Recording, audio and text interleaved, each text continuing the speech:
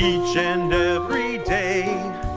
Boxes always pay, 'cause I'll take you to where the sun shines, loading you along with my crew. We'll head into space and ship any place that's cargo. Packed up nice and tight, commerce feels so right, transporting you to where the stars shine, moving you the way that I do. We'll always see it through. Our credit will accrue, my cargo, and I will find you.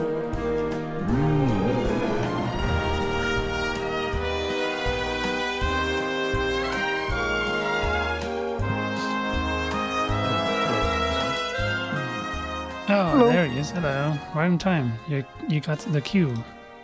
Yeah. Because we're live. Welcome, everybody. The Roundtable is back with this episode number 446. Let me fix that. Hallelujah. Hallelujah. And we're here to talk about Star Citizen and all that stuff. What the hell was going on this week? Lots of stuff, actually. Yes. Right? Yes. Lots of stuff, lots of drama. Like always, you know. It is Star Citizen drama. It is everybody's favorite show.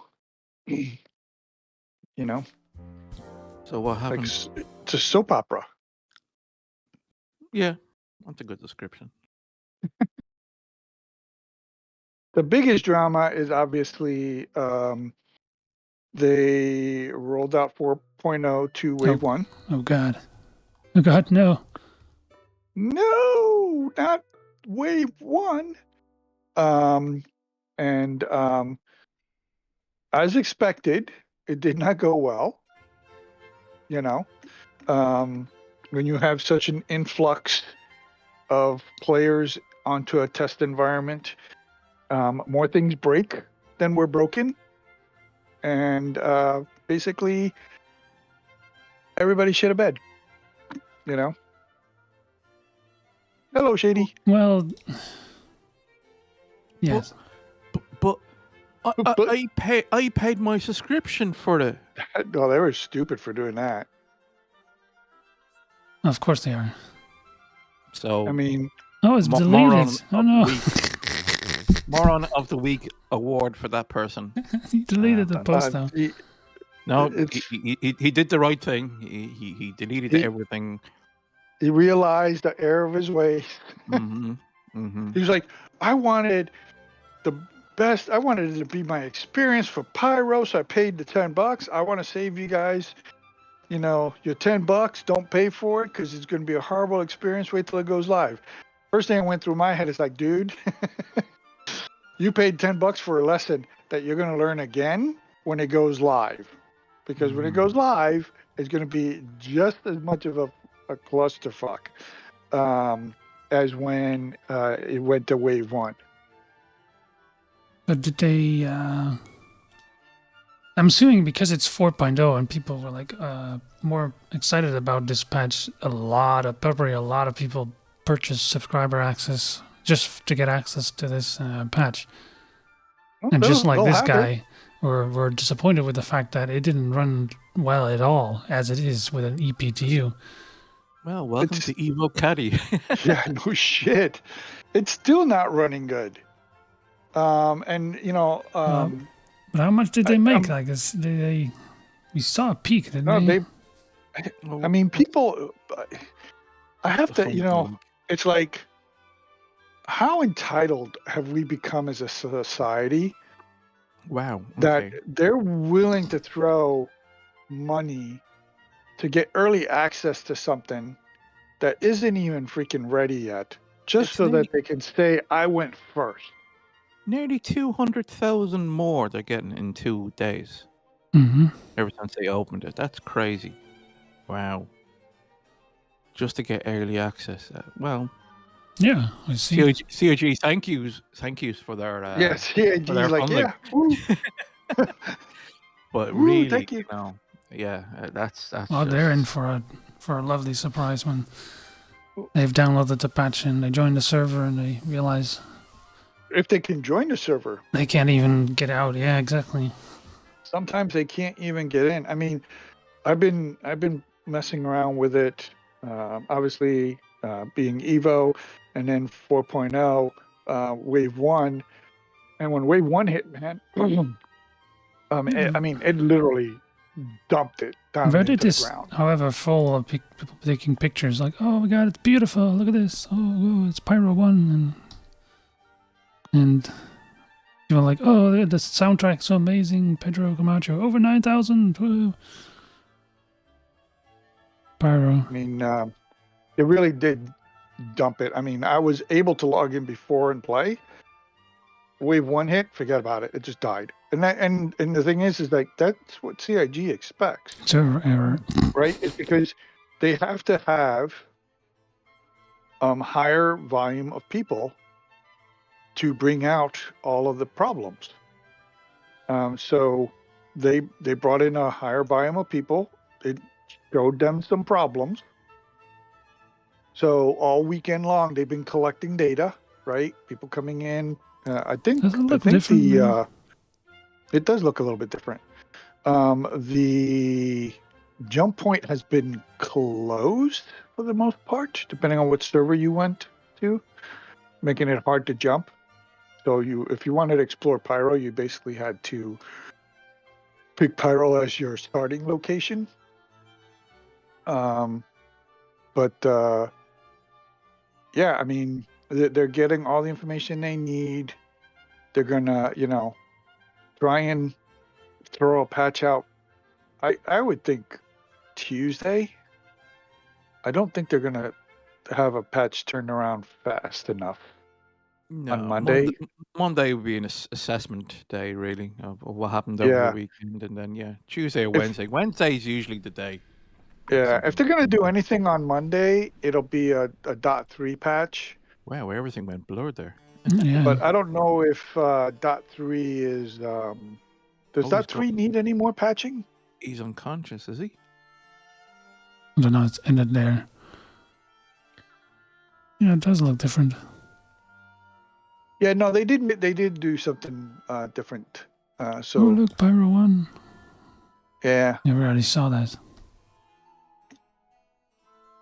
No, yeah, I understand the excitement of it, So There's a But lot the of people pay did make it in, but but to pay subscription for it—that's just sad.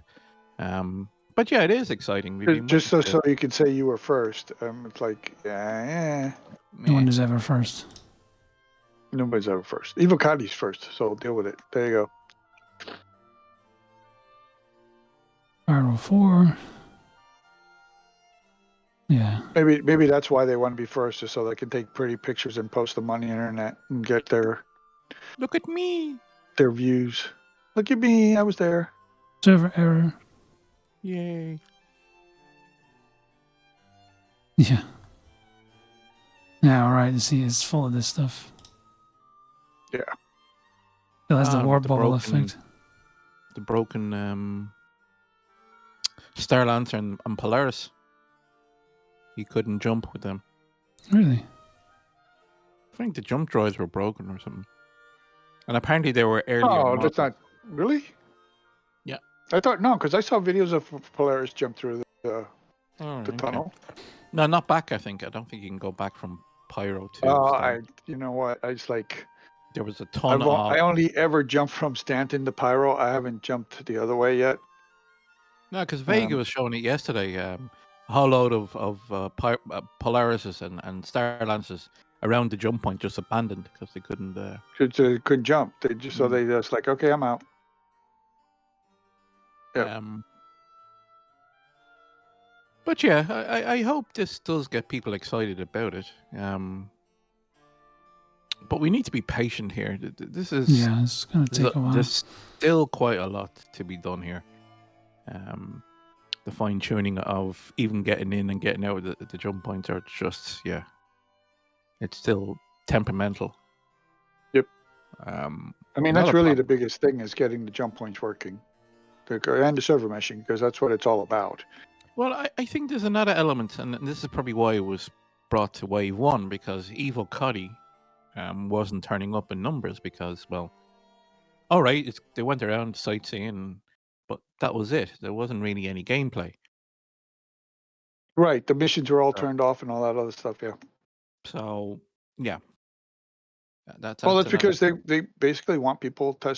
What they really should have just said is like, we need you guys bouncing back and forth between the jump points continuously. It's like it's boring, but that's what we need you to test. To make sure that it was getting done and it was working. Mm-hmm. Yeah. In all honesty, I will not be surprised. It's not because they're trying to rush it to get it out, but I think they are going to go through the waves as fast as possible to put it under as much load as they can. Yeah. And make sure that they get the numbers dialed in for the server meshing. Ladder Right, simulator. because right now they got it at what? 2-3 something?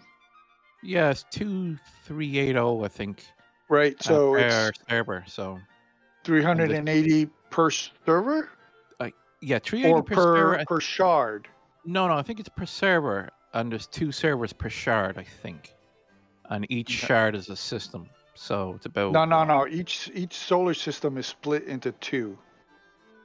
2 And shards. Okay. yeah, so each solar system is in 2 instances, and then I saw 380. That's what was posted by the devs. So we could have a total of 380 per solar system. No. Across 2 separate servers on each solar system. So what 380? I swore that was 2 shards per system, and each shard had 2 servers. No. And 380 per server. Nope. One shard. One shard, right, encompasses both Pyro and Hurston. I mean, Pyro and Stanton. And each system has 2 servers. And each system holds 380, because I don't think it's 380 per server. If it is, that's too much. So it's 380 per system over 2 servers. And we have basically 4 servers because we have 2 systems in one shard. I'm certain it's there's 2 380s in per system, but anyway, we'll be talking about this to you in the time. It doesn't matter. There's a lot of people that are going to be playing together. That's the important thing. A lot more than what they were. So yeah, it's needed to stress. Evo Cuddy have done their bit, and now they need to bring the wider audience in to totally break it. But again, people don't seem to understand that it's an alpha. We can say this till our faces turn blue, but people don't listen. It's an alpha. It's not even the fact that it's an alpha. It's a test server. So the test server usually means bugs. They don't even understand that. Maybe they're not watching the streams from they're the Evo not. Or the people are just watching, people streaming, and they just they don't care. Maybe. They're like, oh, they're in there. I want to be in there. They're not even thinking of how the whole shit works. They're just seeing the Evocadis are playing around and they're having fun, and they want to do the same thing. And it's like, well, it's not going to work that way for a while. So when do we think they're pushing this for? Christmas? Or well, they definitely okay.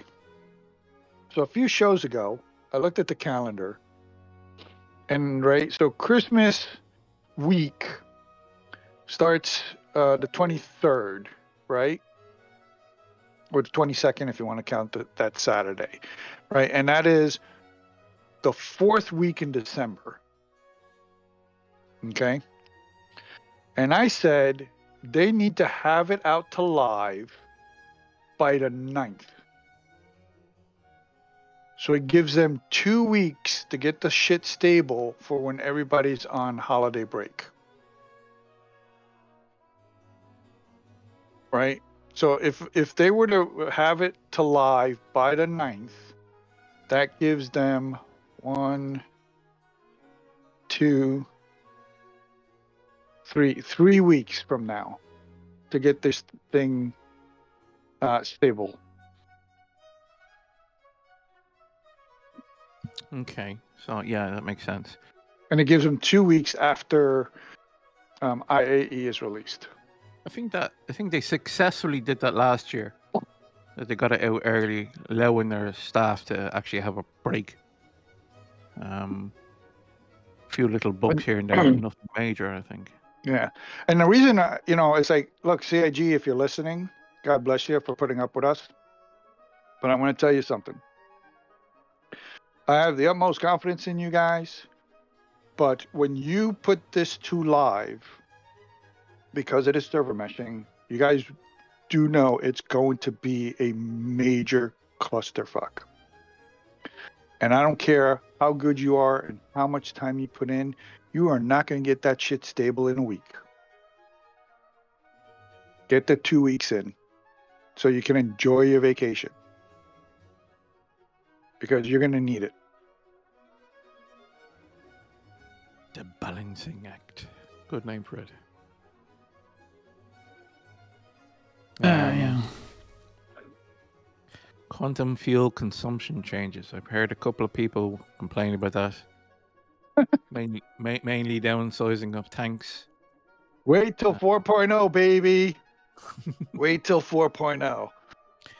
And I tried to explain that the idea of this is to bring some kind of anxiety in the gameplay. That if you have to nearly borderline your fuel tank, it brings a sort of excitement to the game. You don't want to be comfortable traveling across the star system. That's just boring. Yeah.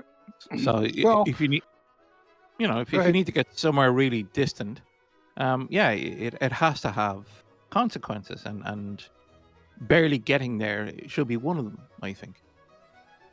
Yeah.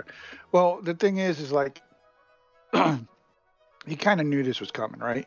It's like they have the whole quantum thing. It was kind of like free flow for the longest time. Then they tried to tweak it. People obviously flipped out in Stanton, but Stanton's only one system. Now what they have to take into account is like, okay, now how much do they really need to travel between systems, right? And get to different places within other systems, right? So that is what they're kind of trying to do now, is they're trying to get it they're basically trying to put consistency across all the sizes of ships, right? And engines, to kind of give you a baseline so that they can actually start testing and see how people are doing, what ships they're using, should they be able to get to this point or not, that kind of stuff, so that they can actually start adjusting those. And then of course they have to take into account, there are ships that have bigger fuel tanks and stuff like that they now need to, give them extra fuel and shit like that, right? And I anticipate that there'll be at least one more tweak. Oh, absolutely. For the quantum and stuff like that after they give us NICs, right? Yeah. So they're giving us this average right now. Once we move into 4.0 and they start building in the economy a little bit more and stuff like that, they'll start to adjust the values for the individual ships and start making some ships better for distance or closer, that kind of shit. Yeah. But then when Nix comes out, then they're going to be like, okay, what is it? Do we want them to be able to go, 3 systems?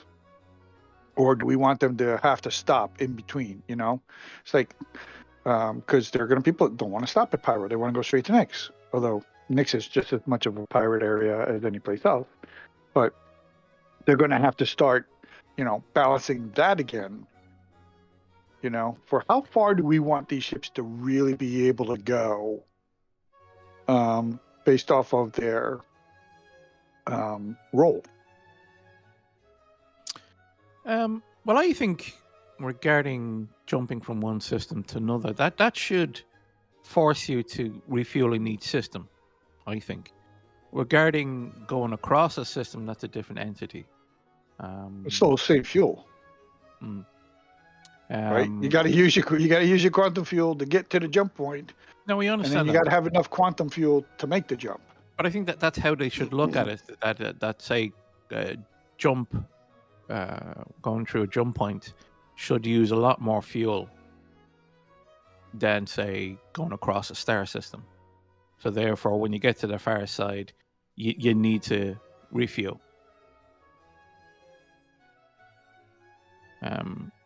So jumping has a price in itself. So if you're gonna jump, you have to understand that you're gonna use a lot of your fuel doing that. I think that's the way they should go. Yeah, but then you're kind of artificially forcing people to be stuck in a system. Well, you see, there needs to be consequences. I believe. You have to force people into uncomfortable situations, or the game will get boring. Oh, not according to some individuals that visit this channel. It's like real life. If you get too comfortable doing one thing, you get in a rut and you never develop over time. You need to always force yourself into, to grow. And the same with the game. When you game, you can't just have it easy. You need to get better, and the only way to get better is to force you to learn and expand beyond what you can currently do. So I've always believed in putting people in awkward situations. Yep. Well, Chris never wanted this to be a simple, easy game either. He says he says the same thing you said, in that you have to have a challenge. And what's that game? Shadow? Oh, that really super punishing game. What? That it's Souls? like Dark Souls, yeah. The Dark Souls. He said he doesn't want it to be like Dark Souls, but he wants there to be consequences for sucking. Yeah. And not in learning the skills and stuff like that. So in like Dark Souls. So yeah. We'll see. To go. Economy overhaul, right? So this sends possibly one or two messages. One, is there going to be a wipe? They still haven't confirmed yet. I just want to emphasize. Scroll down on that section. Keep going. Okay, stop. We made all the changes because our goal is to keep progress wiped to a minimum after this update. That's why we are adjusting the economy to keep things balanced and current. They're basically saying you're going to get a wipe. You're going to get a wipe. Just accept it now. And probably more after anyway. I don't believe that they can hold that sentiment. I think they can. People will min-max. Someone will find an exploit of some kind, and we will earn shit tons of money. But they have been able to reverse exploits like that without doing a wipe. I guess, yeah. So they are getting the tools and everything in place to be able to do that. And the same thing with other major games like WoW. They had exploits and they were able to wipe out the stuff that people got from exploit. They were able to track every aspect of it. I think so. I think we're definitely going to get a wipe for Parnell. I don't know if it'll. Fuck it. I'll just say it's going to be a complete wipe for Parnell, because they have to balance everything. They need to start tracking all of the stuff so they can see if something's making too much money, something's not making enough money. Is there gaps? Is there exploits? That kind of stuff. Especially because you got two systems, right? And they have to start keeping that in mind when they start expanding other systems. Now, as for the minimum after, I think that they will honestly try their hardest not to do any major wipes or even minor wipes after 4.0 Well, until they get to beta for 1.0. Well, isn't 4.0 beta really? No, 4.0 is not beta. But I think beta is going to be, we've squashed all the bugs that we think we squashed, and we're getting ready to roll out the game live. And there's no more new features being developed and stuff like that.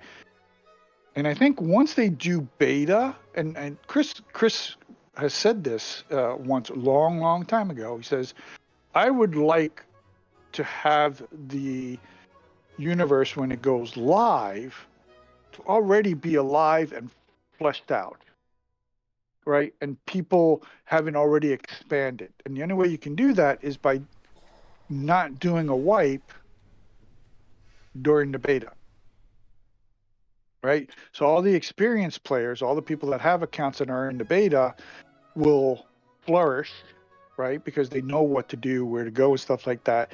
They'll expand out, and then when they open the floodgates for all the new people, they will have to, learn from, and we'll be like far away from them. We'll be like, yeah, you guys just stay over there. I'm going to go over here and I want to do my thing.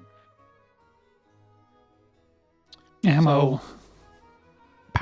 Apart from the wipe, which I brought up in jest, really.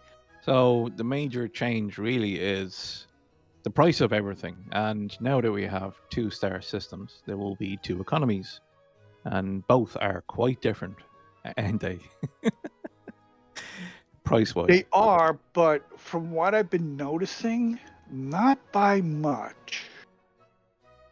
It's kind of, some things are a little more expensive in Pyro, but not by much. So like the med pens, right? The med pens in Pyro were what, $230 or something like that? Do you remember? I can't remember now. Damn, sorry. But they were over 200, right? In Stanton, here's a shock for people that don't already know this, but in Stanton, they did raise the prices on a lot of stuff for the new economy. The med pens are now 200. And then so, a 30 extra UEC may or may not seem like a lot unless you buy a bunch. But their price increases in Pyro for some things are not as much as you would think.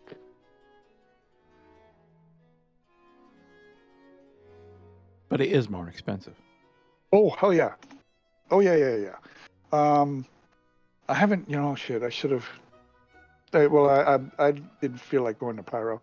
It just gives me the skeevies. The water was, I think, a little more expensive, and it wasn't as healthy because it's reclaimed water versus regular water. You're eating rat food versus, candy bars, and I don't know. I mean, fried rat. I don't know what the prices for the foods are. I didn't.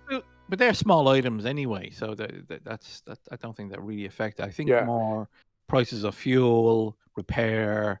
Well, the thing is that they didn't have any of that working, so I wasn't able to do any of that in Pyro. At least it wasn't working for me, so I wasn't able to figure that out. But they, I was able to look at that stuff in Stanton, and let me tell you, people are gonna freaking flip out. You mean inflation's gonna hit Stanton as well? Oh my God. Okay, so the stims are what? How much are the Medipeds? They're like around 50 something, isn't it? Or no, 30, no, they're 40? 30 maybe. I can't Are remember. they? I think so. They're now 200. Okay. Ammo. Ammo, you were paying what, 10, 15 for a clip or something like that? Right. Let's see, the has You're all paying medpin. you're paying over 100. The MOBAs, right? Each the big bombs from the A2s, they Mhm. were 10,000 before. They Yeah. are now over 600,000. Mhm. So to reload your 4 bombs now costs you over 2.5 million UEC. Yay, as it should be. If you want to reload your Polaris, all 28 missiles, that's going to cost you 14 million because each torpedo is over 500,000. So is it cheaper then to buy an Aurora and then fire it through a cannon? Probably.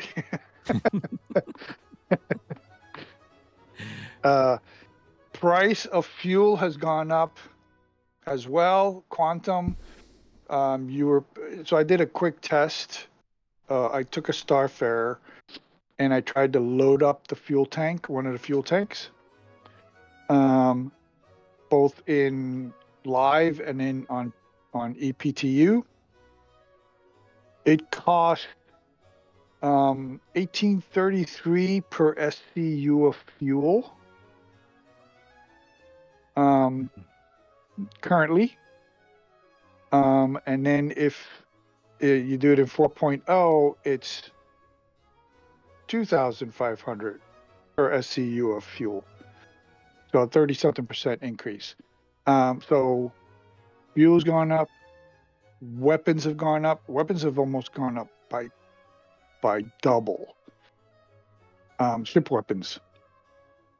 Well, that's right because I've always believed that ordnance should be expensive because it should always be a last measure.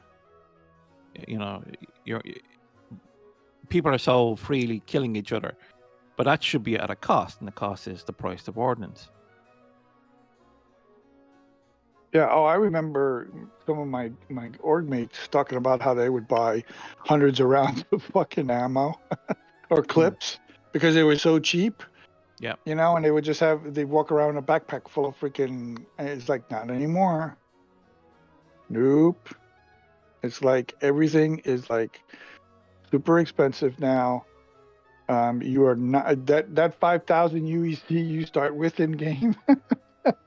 So that's a good. I'm about to bring that up. This is a good point because we really need to start talking to CIG about how the starter money is absolutely useless now.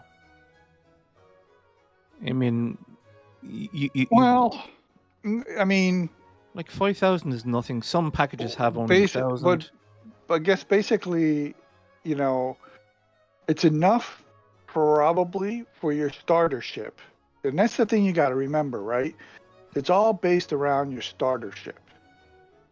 But if you can't fill a tank, people that have, if you have a starter ship, and I mean a small starter ship, like an Aurora, which was the original starter ship, you should have a full tank of gas when you get the car or the spaceship, the Aurora. You should be able to go do a delivery mission because that's the only thing that you can really do as a starter, unless you got big balls and ovaries, and are willing to go down and start doing FPS with like nothing, and do a couple of container missions and make some money, or do some hauling missions, right, from the space station to the planet, right, and make some money.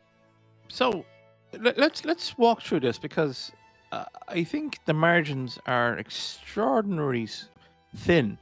So when you start off and you have your full tank in your Aurora, now Aurora doesn't have a large tank and it can't go everywhere. Say even within Stanton, forget about Pyro. So, you're gonna have to stop somewhere to refuel, and Well, I mean, let's here's the thing: you're looking at it from your experience, and you need to look at it from somebody that doesn't have experience, or even look at it from if you have experience, you know that you don't go outside of your planet and moons because you're not going to have the range to go someplace else. If you want to go stargazing and exploring the solar system, you're fucked. But if you want no, to start making some money, you grab a container mission and you deliver it to one of the moons or one of the other locations on the planet. Right? If you want, to make some money and not even travel to a moon, you do the rookie container missions where you go to your orbital space station and you bring it back down to the planet a few times, and that's where you're going to make your money. Now, don't think of the cost that you don't think of the amount of revenue that you make right now, because they're adjusting the cost of the missions as well. So I haven't even looked to see what the price of one of those missions are. But either way, you'll have more than enough fuel and you'll make more than enough money without having to do anything except go from point A to point B a few times to get you started until you figure out what's your next move. so that's Assuming Stanton. you won't fail. True. Yeah, that's true. See, they have to account for the fact that a new player But they're might going to ram into fail the a couple of planets times. Yeah, and shit exactly. like that. And you need to have some money for a couple of ship claims, a couple of deaths, a couple of rebuying armor, and maybe a single gun. And Well, remember unless, otherwise you'd have to go beg for people to give you the money. starter ship, if you haven't done anything with it crazy or whatever, could be a warranty ship, because you bought a package and you bought the ship right in game. I mean, not in game, in the store. Who says that is you'll free have in the a game? warranty. You'll have a warranty, which means you'll get your ship back. You won't get just the payout. So as long as you stick with your starter ship, you're covered. It's the people that have gone outside of that will get screwed. Did they say that would be free though? I mean, yes, you have warranty by default, but is it free when you claim it? As long as you have the insurance, and everybody has insurance, especially when the game first comes out, right? Because even 3 months, you're gonna have it, right? So your ship is insured, chassis only, and you have a warranty. So you'll always get your chassis back, except you won't have any components unless you paid for the insurance. So now, to your point, they may have to give you more money so that you can pay for the insurance to have the components as well. Otherwise, yes, then people are seriously fucked. Yeah, I just think, like, there's some packages that you used to get, like, I think 20,000. So I think 20,000 is a fair starter price, or starter amount of money. I think 1,000 or 5,000 on many packages, I think it's a bit low. So I hope CIG reconsiders that. And I know it's not been talked about though, but if we do start thinking about actually starting the game, I think 1,000 or 5,000 is just not enough, especially when, as Relum says, you're inexperienced and you're gonna crash because you're not used to the mechanics. That's going to be bad for people. You're not a real Star Citizen until you crashed into your first planet trying to land. Because we all do it. We've all done it. Oh, absolutely. Oh God, yeah. Even experienced people still do it.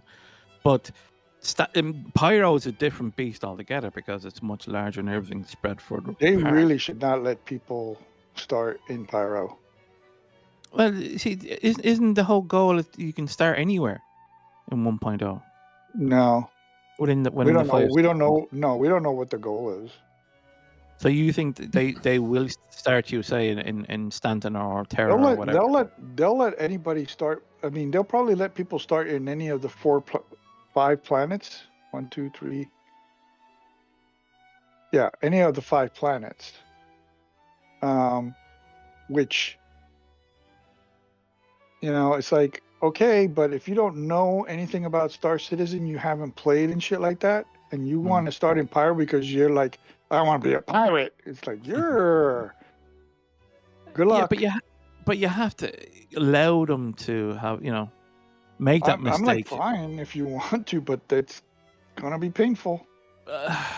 See, and people are gonna rage quit and go, "Oh, this game is rubbish." Exactly. They're gonna walk out. They're gonna walk into the Well, freaking contested zone, you can't. You see, and there's gonna be fucking people waiting for them there. in any And game, just you have to handhold somebody at the beginning, and no matter what mistakes they made, you still have to allow them, a bit of, okay, right, you made a mistake here. Here, you can reset now, and or that's why I say that there should probably not be the option to start in Pyro. Pyro, it has to be a choice, and so you have to go there and move. I didn't even think it over was there. possible to start in Pyro at all. Well, you can now. Well, Right now, you can. Yeah, 4.0 allows you to choose. And I thought the whole idea was when the game goes 1.0, you can choose anywhere. But you have to allow for people who little or no knowledge of the game to make mistakes and not be completely punished. That's not enjoyable at all. So maybe, so as we know, when you start a new build, they give you the tutorial kind of thing where they give you the basics, and if you finish that, you get like 30,000 SCU, or not SCU, UEC. Maybe they'll force that when you play it for the first time. So therefore, you learn some of the ropes, you know basics, and therefore it should minimize your fundamental mistakes. Keep them down to a minimum. I think that option is there. Because 30,000, that's a nice little bonus. I mean, it'll be interesting to see what they do. I'm not really holding my breath one way or another. Well, it won't cover everybody, but it will get most people, I think. There will always be that one or two who just, no matter how much you help them, they're destined to be, I wouldn't say the word failure, but It could also give new players, like when they do crash or do something unfortunate, like give them a grant that alone that gives them like I don't know, 30k back, 50k out of the UAE funds for inexperienced I don't know, pilots. Make something up. I don't know. We'll see. Maybe, okay, well, here's an idea. Maybe you force them into training. So, like, well, that's what the tutorial's for, right? Yeah. So let's say, but if they played Squadron 42 first, and before 1.0 comes out, they may feel that they're experienced enough. And well, there's only a certain percentage that will play that game, and many just seem to be not interested at all.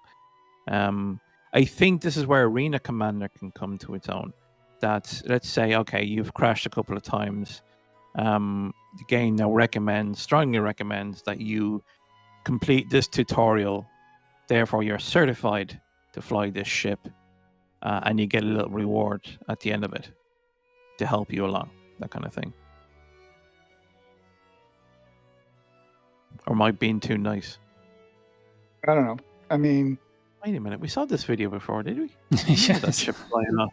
is this a video, or is this live? No, this is a recording. I remember this. Maybe playing last week or something. Yeah, the Pulse decided to what go the on. hell did your Pulse not like you? It just like It's like a stallion. It bucked you and then fucking said, "I'm out of here." I got off, actually. This is when that happened. It's like Harry Potter and that possessed car. Oh yeah, the car came to life and No! just freaking lives in the woods. And then just goes. You can actually see I it think it was. fly off I there. think it was lag. Yeah, I think it was lag because when he went over to it and then it despawned back to where it was, or going back to where it was. Yeah, I remember taking images of the Pulse there recently. It's a dangerous vehicle. It really is. But you wanted the experience of a starter player to be as smooth as possible. So you have to allow all these things. And Pyro, see, Pyro is. I think there needs to be a warning on Pyro. I like Shady's example. 0 to hero package. Start as a janitor. Here's your LTI mop and bucket. You get one of those sweeper cars that they showed us. Oh, that's they will. They'll put it out there. We'll buy it eventually. Isn't one of the roles on the Idris and Squadron 42 janitors? Yeah. I remember them. You walk up to one and you have a conversation with him. The only thing is in the military, you don't have janitors. It's basically another crewmate that got stuck having to do the cleanup that day.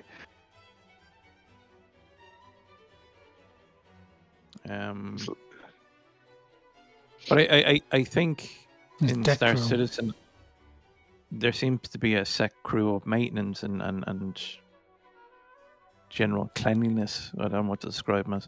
Cleaners. There seems to be set cleaners. Probably civilians. Well, on a military vessel, you don't usually have civilians doing that shit. No, You because usually don't have a lot of civilians on military ships unless they're there for a specific reason, some kind of research or something kind of thing. It's used as a form of discipline. So yeah, we would have field days on our boat. Everybody had to get up and clean the ship every week. See, and where did it appear? Right where you were. Bugs. Yeah. So, but anyway, so Pyro is we need to stress this, and I think CIG are not stressing it enough, that this system is a different issue than Stanton altogether, and I don't think a lot of players are ready for it. they're not. But then again, the only difference between Stanton and Pyro right now is that you have the comm arrays, right? Mm-hmm. Which kind of makes it difficult for you, or no, it doesn't make it difficult.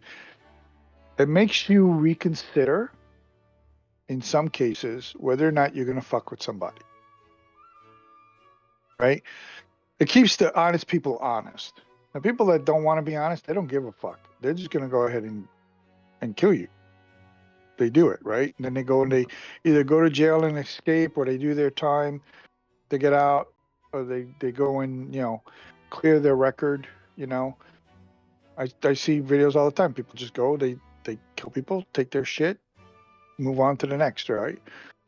In Pyro, there's no reason for nobody to not want to kill somebody, or not want to, but if I'm walking around and I see somebody, right, even though I'm an honest person, they're an honest person, I'm in Pyro, right? I don't have the comm array to allow me to put a crime stat on the person, right? So we both know that if one of us shoots first, for whatever reason, we're going to be getting a crime stat. So being an honest person, I'm not going to take that first shot, but I'm ready to take the shot if you shoot at me, right? I may die, but whatever. In Pyro, I don't have to worry about that. I see you. I don't know who the fuck you are. I don't know if you're a good guy, a bad guy, or whatever, but I don't want to find out. So I'm going to kill you, so you don't kill me. People are going to be constantly on edge. People are not going to give anybody a reasonable doubt, especially after the first time. Good people will give somebody the benefit of the doubt once. Once they get fucked, they don't give anybody a reasonable doubt. It's like, I see you first, I take you out first. And that's what Pyro is going to be like. But I come in peace. Yep. According to Shady's point, all right, we do have gang reputation. So we're not going to walk into a town and just start massacring people. And in some of the space stations, we have to be careful too, because we will get crime stats to those gangs, and then they won't let us use their stations. I don't know if you guys have access to it, but if you look up the stations in the jump point, they tell you which stations belong to which gangs. Oh yeah. So reputation is going to be a very important thing when you can't get into one of those stations because you pissed off one of the gangs. And the same thing with some of the villages. I want to talk about that just for a moment, the reputation, because so let's say you choose a path with one particular gang. Mhm. Do you think COG give you the option to amend that? Because, like, say one gang is a complete enemy of another one, while some others were kind of more neutral affiliates with other gangs, you know that. But if you pick, say, one that's polar opposite to another, will they give you an option to change that? And how would you think that will come about? Like, will they give you missions? They did say that your what do you call it? Your reputation will degrade over time. How fast, we don't know. But you could basically just stay out of their crosshairs for a long time, and eventually it will go down. However, there are distinct hatreds. So if you build up your reputation for one, it's going to reduce your reputation in another one. So you may not have a choice other than become an enemy to another group.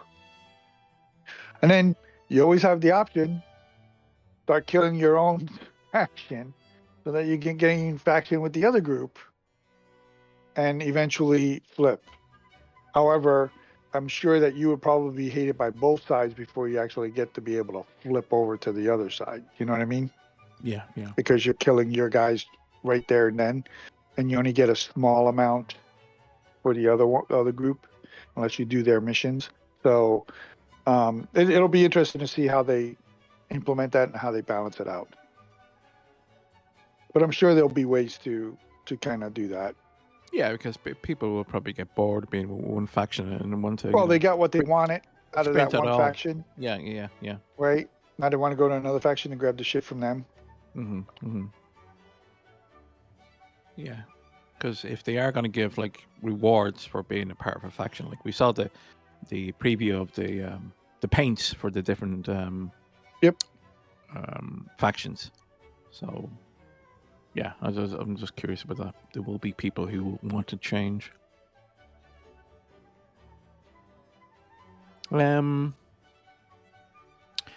So let's go to point 3, the point 3 patch, since this is also just as important, but everybody seems to be too concentrated on What's going on in there? Well, 3 is the patch that's coming live for IAE, but there seems to be a few additions to that, you know, extras that are going to be welcome. So we got the new ships, of course. Okay, hang on. New ships. Yes. More ships. So we're talking about this last night, how COG seemed to be throwing so many ships into the into the right. game. I forgot the Terrapin. Oh, yeah. Fuck. I keep forgetting about that guy. I don't know why. So yeah, they're fine tuning and tweaking this. One nice addition that we got thanks to the community pointing out to CIG, was that we now have a drop seat. Oh my god, in it's so stupid. Oh, no, hang a sec. Let's be realistic here. And I think a lot of ships need a drop seat because... Oh, this is an old one, isn't it? It's not even in there. It should be there in that corner. But It's, the drop it's like that little chair on a freaking Yeah. Cutlass Black. You flip Yeah, it just flip down, down. and you sit. Because It's like, yeah, that's secure. all ships need this, because if you don't and the ship is moving, you're going to be flying about the place inside. You have to line the floor to be anywhere safe if the ship is moving. And I think drop seats needs to be mandatory in any ships that it's large enough, like this, for example. I think they should introduce a drop seat in the... The only reason people were asking for a drop seat in this is because the Pisces had a seat in it, right? And the only reason why the Pisces had a seat in it was because the Pisces had 3 seats in it originally. And what they did is they just removed one of them to put in some medical gear and stuff like that, and they left the other one in there. If they had removed that other seat, and it had been just all medical or equipment and stuff like that, nobody would have said anything about the Terrapin. It would not have crossed anybody's mind. They would have been Well, like, because okay, it's useful. just like the Pisces. So are we just then... Everybody was comparing it to the Pisces, saying the Pisces has an extra seat. We should have an extra seat too. No, I understand that, but it has wider practicality with this, because these drop seats need to be practically on every single ship. Why? Because you're going to have another player on it, regardless of what COG feels. You're going to have the only player. person I'm going to have on a Terrapin with me if I'm flying is a fucking body sitting in bed, and even then I doubt it, because people are just going to spawn and run the fuck out, or heal and run the fuck out. So you've never been on a ship where somebody's flying and you're in the back and there's no seats. Oh no, I've had that and the happen. ship is moving about and I you usually fly just up. sit on the ground. Yeah, but that's what I mean. It's stupid for us to sit in the ground. Why don't you just provide a simple drop-down seat? Yeah, you're right. I mean, your rationale makes sense. It's a simple thing. The reason why it came into question. No, I understand what I'm bitching about. But I think it needs to be pointed out to CIG that this needs to be a regular thing in all ships, because players do stand in the back, and if your ship moves around, you have to lie down, and that's just dumb. So you need to provide something to help there. Just one drop down. Mighty's right. He says, like, Handlebars. Aurora pilots just tell them to get in the fucking bed. No, that's right. You see, I remember I was picking somebody up in a cutter. I was picking 2 people up. So one already had the bed, and they're safe. But there was somebody else, and they were slapped to the ground because of me moving about. And so they had to lie down on the ground. And I just thought this is a bit dumb. A drop-down seat doesn't take much space at all. And you can easily apply it to one of the walls.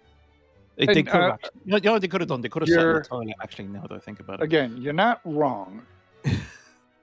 But the thing is that, like, the ships are designed in a way that you have what you need for the crew. It's not unless the ship is designed around taking people places.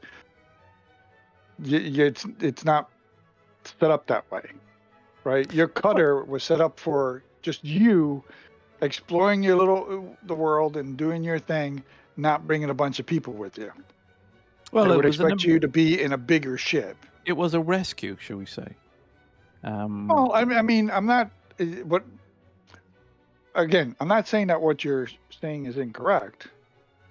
But I'm saying is most of the ships are designed around how many people you expect to be in it on a regular, not the exception, right?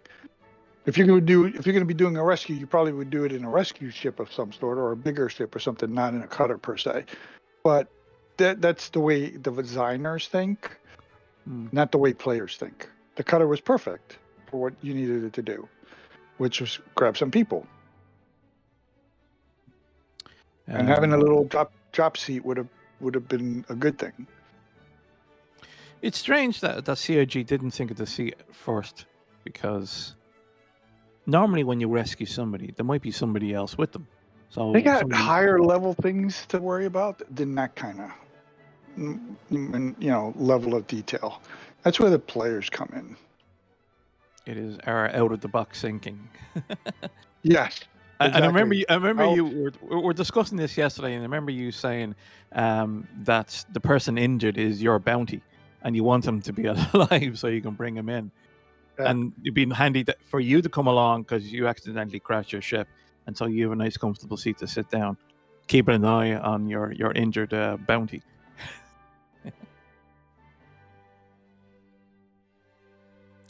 Yeah. So four known ships confirmed.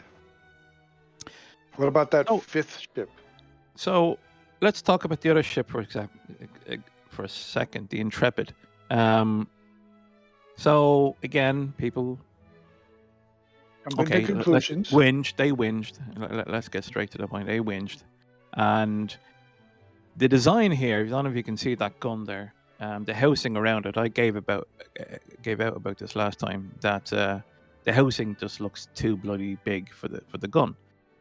But anyway, so now CIG have listened, and they've increased that gun size now from a size 3 to a size 4. Yeah, there it is. That's it. So now they have a size 4 repeater there, and it looks better. It instantly looks better just by that simple little change. Now that's the one I did. Yeah. That's a size 3. But now it's a size 4. It looks better, and I think stat-wise it's better. Okay, so here's what I'm going to say about this. I bet you anything that CIG deliberately put the size 3 on there so that everybody would whinge about that. Do you think so? When they had the plan of eventually putting a size 4 in there. It's an interesting theory. They downgraded it so everybody would bitch, and then they would upgrade it to a 4. Instead of everybody bitching that it's a 4 and it needs to be a 5. Why would you do that? They put it at a 3. Doesn't make any sense. So everybody would bitch. You move it up to a 4, and then everybody's like, "Oh, okay, hallelujah! We made a difference, and the ship's better for it." I bet you that's what they did. That's an interesting theory, because, and I'll give it some plausibility with it, because since we give CIG a hard time, I think they should have license to give us a hard time. That's what I would fucking do. And that makes sense because, as I said, that housing around the gun just always looked too big, and now it looks perfect. So imagine that, how it fits a 4 perfectly, but it was crap with a 3. Yeah, I don't know. I would not be surprised at all. No, they're learning. They're learning. They could have had a lot of this stuff already figured out if they had hired me a long time ago to be a consultant. I could have told them, do this, and you'll be great. But even so, if you compare it to the other ships of similar type, like the 300, the Avenger, possibly the Nomad. So when you look at their stats, like the 300 has 3 size 3 hard points. The Avenger has the size 4 Gatling, as well as the pair size 2s in the sides. Even the Nomad had a size 3 gun, and then the top turret with the twin size 1s. So all of them were definitely better weapons wise. So it kind of made sense to bring this kind of in par with it with the size 4. Well, if you use my theory, it was already in par. Yeah. I understand. What I will say though, I think that I don't think there's any ship that has less than 4 missiles. No. Why are you putting just 2 size 1s? No, well, no. You believe? Does it even really? Does it even have any? No, there's a lot of them actually. Aurora has 4. No, it has 2. It depends which one you're looking at. The ES. I thought it had the 4 on the top. No, not all of them. It depends on which model. Of course, you got the infamous LN, which can take a size 4 missile. That's brilliant. I still love that. That's a thing still. No, there are a few ships that only have a pair of size 1s. I think it's still a bit low. Like size 1s are useless. Well, I all mean, missiles are useless, I really. agree. Almost like size ones are useless, but at least have 4. Yeah, Like I think 2 is so. like pew pew, 2 little pea shooters, beep beep. Well, I Okay. think the idea is for ships like this regarding ordnance, it should be just Shoot and enough run. to get yeah, exactly, to get away. That's the whole idea. If you do it well enough, you should be able to get away. I think 2 is And the not enough. ship is nimble. I It will is I, nimble, I will yes. say that. It's like Well, again, health warning here because as we know in the past, in 1 or 2 patches, things can change. there's no reason to change the nimbleness. Oh, there is, There's, because the next new why? ship will come along down the road, and you have to make that look good. Now, I mean, the cutter is, in a class all itself, and it's not as nimble as this thing. This thing is meant to be, you know, um, a little bit more combative type, I think. So I think it's in a good spot. I don't think it really needs to be nerfed in any way. I mean, the nimbleness kind of offsets the size 4, having only a size 4, where the Avenger has the size 4 and the size 3s, So I think apart from the weird asymmetric view, I think it's in a good spot. It is. No, I think it's apart from its looks, it's actually a quite attractive ship. It's definitely a good home away from home vehicle. It has bed in it too. I mean, it's a good starter. It's almost as it powerful covers as all the the cutter. bases. Yeah, like the cutter. It has everything. The bed, The storage is cargo, excellent. storage. The storage behind them is excellent. Those Size racks, 3 weapon rack, which you didn't notice. those 1/8 units there can go into those holes. Exactly. The suit locker. Size very nice. You've Food. freezer. You've cup holders. Woo, always important. No, I'm definitely gonna get one. I think it's an attractive ship. It's almost like the Nomad. The Nomad is Are you similar. going to pledge for it, or are you going to buy it in game? Oh no, I'll buy it. If I see, that's what I like to do. Nothing else. I like to This pledge CCU. because my I know some people may Of not believe me, course. but I do pledge for the concept, and if I like the concept, I do try to buy it. And I think that the Intrepid is a good one. It's similar to the Nomad. It's very spacious. It has a lot of storage, and it's a good home away from home. Doesn't have the Nomad's cargo capability that nothing other. Well, I ship think has that was built it up. part of the design of the Nomad, right? The pickup truck, so you can carry more stuff. Like the Intrepid has 8 SCU, which is the same as the 300s and the Avenger, but the Nomad is like 24. Yeah. But nothing in that class is even remotely close. But it's funny with that meme because isn't the Ares a useless ship anyway? No, not really. No, I haven't flown it in a while now. I mean, now that we have the Polarises out there, we should reevaluate the Ares against the Polarises and see how they actually fare, and if they are capable of, putting some hurt on the Polaris. Remember, that's a good point, actually, 'cause these are ships that are supposed to go up against capital ships. Yeah. And most people, the reason why they raged when everything was changed is because they were using them as snipers against smaller ships. They weren't using them as intended, mainly because there weren't any capital ships to go up against. Apart from the 890 jump, right? Yeah. So they were getting really pissed off when all of a sudden they couldn't snipe the smaller ships. They were actually being tuned more towards fighting capital ships. So now people need to, if people even still have any of those around, and they haven't melted them, need to get into them and start going after a couple of Polarises and see how they do. Yeah. I like to see that now because the Polaris is quite invincible at the moment, I think. So yeah, these are the paints for the Intrepid. I do like the green one, the kind of pale green one. minty kind of coloring. I like the gunmetal looking Well, the one. gunmetal wood, yeah. Don't get me wrong. You Not see, the this one with is the blue, the other one. this would make the shape of the Intrepid, I think, less visible. I think it's because it was all white. You can clearly see the unique shape of it. But yeah, the greys will definitely tone that down. But I just find that green, it's a different type of skin. I haven't seen anything like that so far. So yeah, more skins, more money, hippie. The Terrapin is also going to come out with 3 new skins. Shady called you out. He says that Polaris is not invincible. Well, no. If you really wanted to, you could. Yeah, don't get me wrong. It is hard to hit. I mean, with those point defense systems, they freaking they overtune them. Yeah, I don't know. Well, they're overtuned to do. They fucking shoot everything down. It's like, now that well, shit needs to be I've brought no back a problem bit. with attack everything. I think maybe I don't know. They can.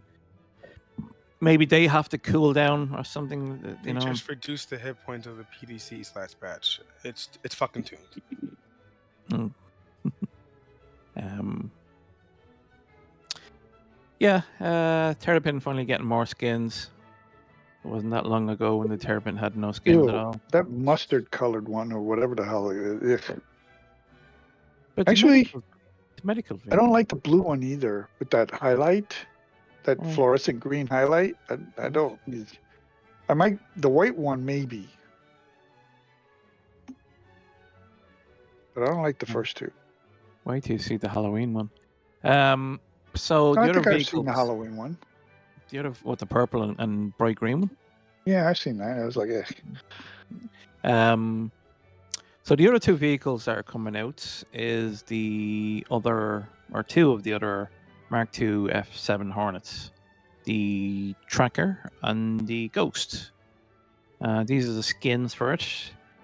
The green one, I think, is similar to the skin, one of the skins that you got for the F8, which is also an anvil ship. Looks very similar to that. Kind of a green gold color. And the other 2, yeah, they look okay. not too bad. Yeah. Then we have more skins. So Illuminati. Well, so much for the spoiler. What Sorry, spoilers? guys. We don't do spoilers here. We don't know how that got in there.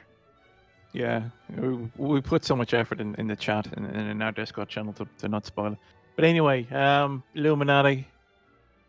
These are your ice break on the top and your deck to hull on the bottom. The top ones are always popular. People seem to always love those colors. The bottom one, not as much. Nice to see. None of them are finally ships I actually own, but nobody cares about you. Hooray for the Merlin Archimedes finally getting paint. There is the emerald I thought they one. already had some. No, they only had the emerald, and that's like a $5 upgrade kind of thing, rather than a skin. oh yeah, You get that at the Stella Fortuna event. But yeah, so the Merlin finally gets some paint. Some given out about the Gladius deck to hull because it looks far too similar to the existing skin, which I kind of understand there. Yeah, so that's free. Remember to open up your event calendar. Is that how do you do it? Yeah, what's the event calendar? When do we get that? We get that 12 days out, right? Yeah, usually. What's wrong with this image? Why is it doubled? Hello? what? Double what? It looks blurred, no? No. Has it Yeah, frozen? we just saw that. We saw that image. With Oh, okay. Yeah, I know. What else? All right, so Did you want me to show? there's one more ship that we haven't talked about because it only just popped up in the last 0.3 build, and that is a new anvil ship called the Paladin. oh, we're not going to talk about the Polaris or the Well, Star Lancer.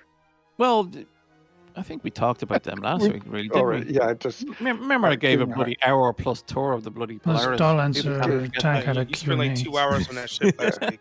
Let's go to the next ship, Yeah. please.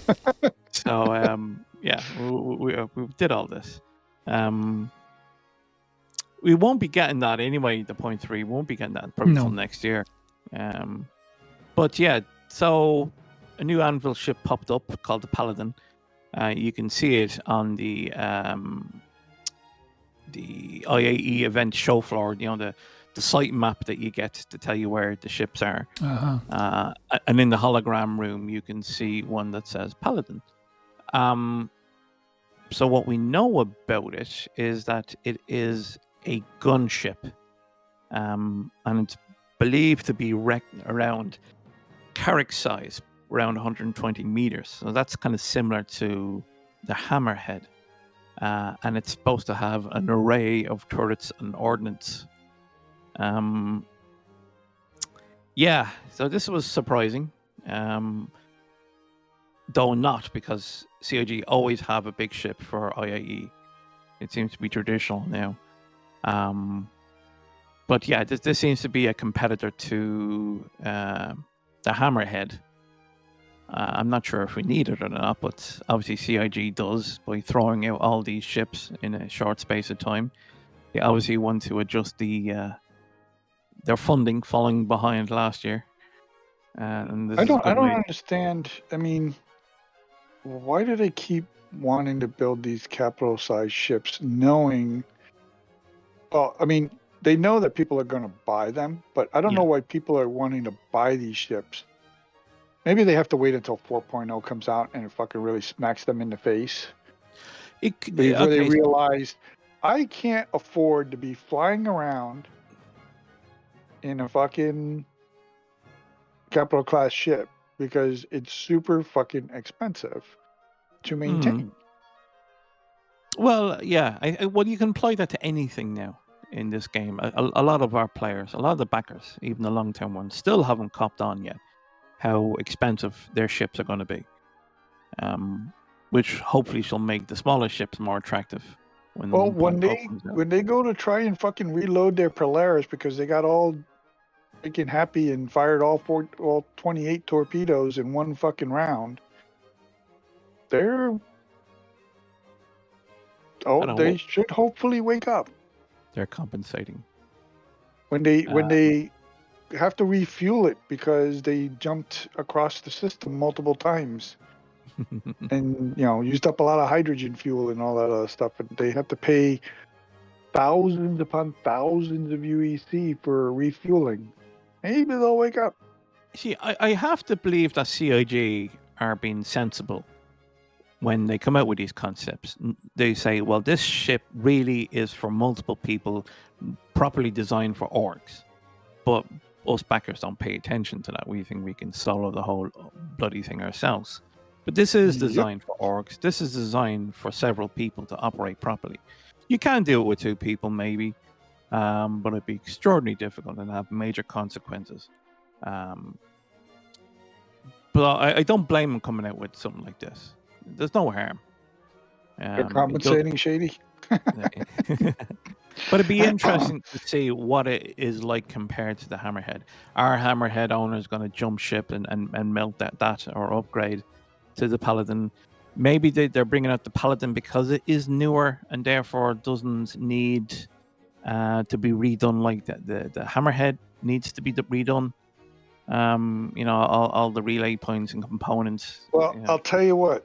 If it is comparable to the Hammerhead, right, in regards to firepower, if it's a gunship and it has guns all over the place like our Hammerhead does, and it has one feature more than a Hammerhead does, everybody's going to bail ship. If it has like a med bed, it's gone. Hammerhead, thing of the past.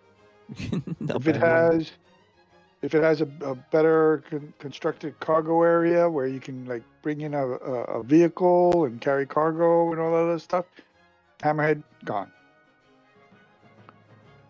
People only care about being able to put in a vehicle in their ship and having a freaking bed. a medical bed.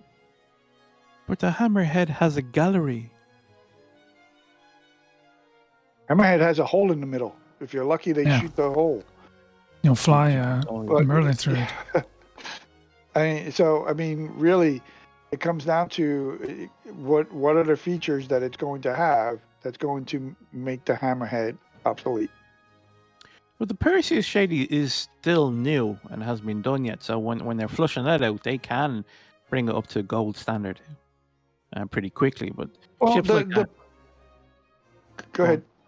I would say the no, it's Perseus has a. I mean, it's not a gunship like the Hammerhead. It's a it's a mini cannon. Polaris. It's a mini Polaris. It's a fucking can. No, Polaris is a submarine. It's a torpedo boat, right? It is supposed to stay, in the shadows and find torpedoes where people don't know you're there. A Polaris is a big fucking set of guns on the fucking nose that say, "Watch out, bitch! I'm gonna blow a hole through you. I'm coming at you." No, there's two turrets, one at the top and one at the back. But you're forgetting another thing about the Perseus, and that is, it also has its own torps. It has a room full of size 5 missiles. Yeah, but size 5s can be categorized as torpedoes, but they're nothing compared to the size 9s, 10s, and 12s. Oh, absolutely nothing. That's what I meant by a mini Polaris. It's like I just consider them as fucking missiles to dodge. I don't really consider them a threat. They are a threat, but I don't consider them a threat because nobody flies around and fires size 5s. Well, that's because the whole thing is broken at the moment and has been for some time.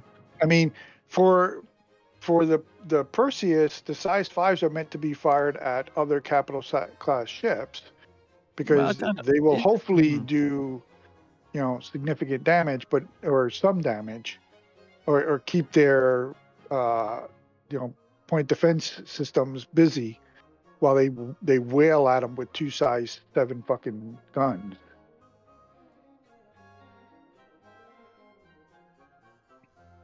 Well, that's a miss if I've ever seen one. Yeah, I don't know why Foxy was flying and actually trying to drop them like normal. Why didn't you just hover right above it, line it up, go straight up, and then just drop it down? That way it'll hit. Instead of actually trying to fucking fly and drop it like you normally would. So just get above it, go up, and then drop it. That's a size 5, right? Or is that a No, size that 5? looked like a 3 actually. The PDCs are It was firing in a test of point defense. Yeah, they're the missiles beside the bridge. They're size 3s. Oh, okay. But even now the them, Gladiator has size 5s. Now that would be an interesting test. Take a couple of Gladiators up against it as well. Also, the Harbinger. The Harbinger. Yeah, so that also has 3 size 5s as well. But if you can flood a target with them, it should do some serious damage. But the Perseus, is it capital ship or designed to go after capital? We shall see next year. It might be targeted to go after larger ships really rather than capital. Well, it's a fast, nimble ship that you have to worry about because it's got big guns. We don't know. I look forward to it. Big guns. Just in time for next year's IAE. Intercept its own missiles. It seems to be intercepting its own missiles. It is. Yes. It that was fixed. That was fixed in the next build. That video is quite old. Oh well. Okay. So the Paladin, that should be interesting. So how much was the 725 for Hammerhead now, isn't it? So I'm expecting something similar for the Paladin, price wise. Oh, the Tunk, wow. Yeah, with he was its trying to broken see what he can fit inside of the. with these broken tracks. That ship has been broken now for a bit. Yeah, I don't know how to feel about this. This is slightly disappointing that you can't fit the tank in it. You would have thought this might have been an option, but nope. You still have to bring your Hercules. The Yeah, that's not gonna work. the Polaris cargo area is meant to store torpedoes for rearming if you Push. want to be able to rearm, and for resources for your crew and all that other stuff. It's not really meant. But I don't know. again, See, players are players. Players are going to try and make their big ships be everything. well, you see, there is a sizable gun room. Why do I need a fucking tank in a Polaris? I'm not going to take a Polaris to go drop off a bunch of tanks. Ground assault. So let's say you use the I'm not Polaris taking a Polaris to do fight your ground way assault. in. You drop, There are everything. better ships for that. Like An M2 would be better Liberator. because it has a ton of turrets underneath the ground that will clear out anybody in the area and can hold far many more tanks. The Ironclad, or not the Ironclad, the Ironclad can hold up to 4 tanks, and that will be a superior vehicle because it also has turrets underneath to clear out the area to make sure that they can land and drop that stuff off. I just don't understand people's fascinations with stuffing shit into a small orifice. Because that's their Does ship. it make them feel like they're fucking endowed or something? Well, they have to know the facts. This You is have about to knowing know the their facts. ship. What fits it's and what like, doesn't. Yeah. Players have been doing this for mini games. mm-hmm. This is Captain Foxy Lucky's purpose in The Star Citizen. PDC is trying to kill him now. I mean, I'm a person that's like But he is the running right ship for the right role for the and it's just like some of the shit that people do. I'm just like, I don't get it. It just doesn't make any sense. Links that nobody uses. Well, it's supposed to be for luxury. It's not designed for any form of. Which means absolutely nothing. Combat. Well, eventually, when they have, what is it? Transport for travel. Mm-hmm. You'll want that in your Phoenix or in your 890 jump or whatever it is as a transport vehicle for a person of stature, right? Because it's going to be about reputation or whatever, as to whether or not you continue to be able to cater to the upper class as part of the gameplay for the travel groups. Yeah, when I'm on my Phoenix and I have my glass of champagne, I need to get outside the ship in style. So I have to transfer my champagne to the links.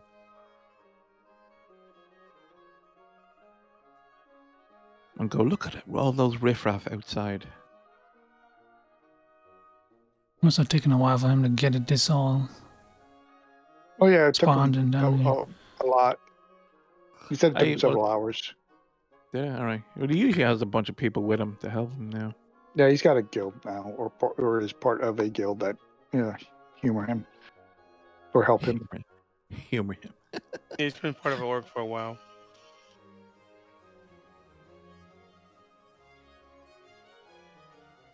Yay! Oh, cool. Let's see. Inside Star Citizen. What did they talk about? I forget. Oh god, I completely meshing. forgot that. The server meshing test. Was it the server meshing? What was live? I thought live was the server meshing. No. Server meshing was ISC. Yeah. So they talked about that. How it's all going. What was the Q&A then? Can't remember. I watched it. I liked it. Can't remember.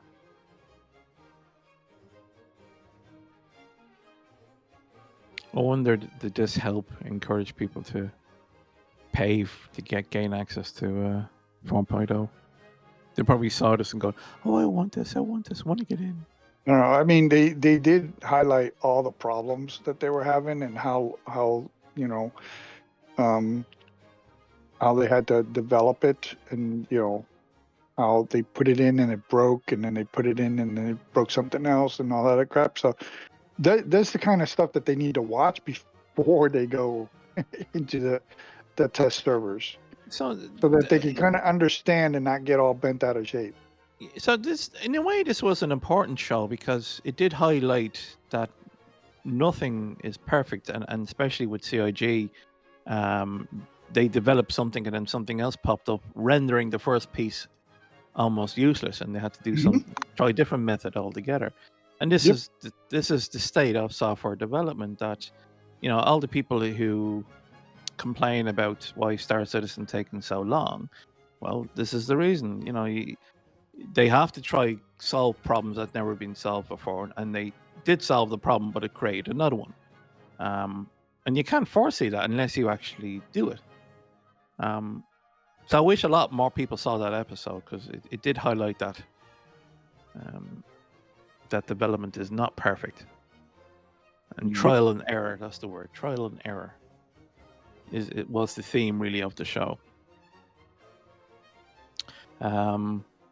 What if the Paladin is a Carrick variant? That's an interesting theory. iCache,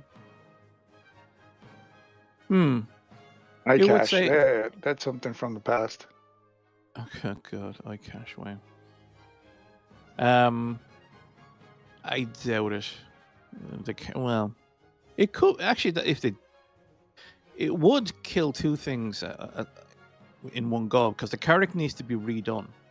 That ship is There's a lot of shit needs to be redone. Well, I mean by the Carrick, it's just a flying concept, really, because nothing in there properly works. The drawing room doesn't work. The stellar cartography doesn't work. The engineering station doesn't work. Well, the cartography stations don't work on any of the newer ships either. I mean, the Polaris has one, and it's not doing anything. It's just a ring around on the floor. But it is a major feature of the ship. Well, yeah, but until they're ready to put it in, and again, it's not available on any of the ships that have it as part of their ship. So my theory was with that, if the Paladin is a variation of the Carrick, that means you can update the Carrick at the same time. If similar like what they did with the Terrapin. The Terrapin was an out-of-date model, so they came up with the Medic, and that helped to bring the original Terrapin up to gold standard. Which reminds me, I have to bloody redo the skins for that, or the paints for that thing, because that's now changed. So what else? Star Citizen Live was about Planet Tech. Now I remember. So it was interesting. They were talking about the different tiers and phases and stuff like that. They gave some insight into it.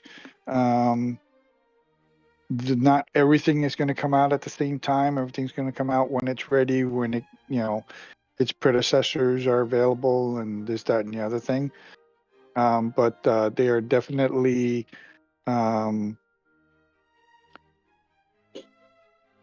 going to be adding a lot of cool stuff. I'm not going to go into too much about what they're offering, especially since I know one of them was something we would like a lot, and I told him he should watch the video, but he didn't. So I'm not going to say it. There's a breakdown. Okay, well, pretend I'm not here and talk to everybody. Yeah, you're out of luck.